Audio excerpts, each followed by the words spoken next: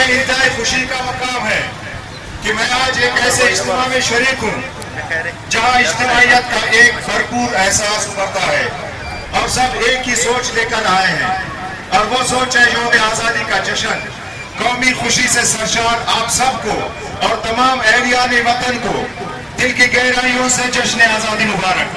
पाका मुल्काना मदद कुरहाने पाकिस्तान मुल्काता सिंगारे दादा यारे पाकिस्तान नाशाने पाकिस्तान।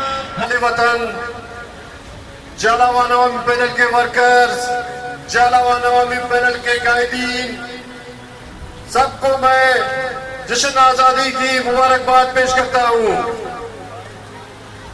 आज ही के दिन हम आजाद, आज ही के दिन आजाद हुए हम, आज ही के दिन सब दूर हुए हम। हराया लहराया आजाद फिजा में चांद सितारे वाला परचम।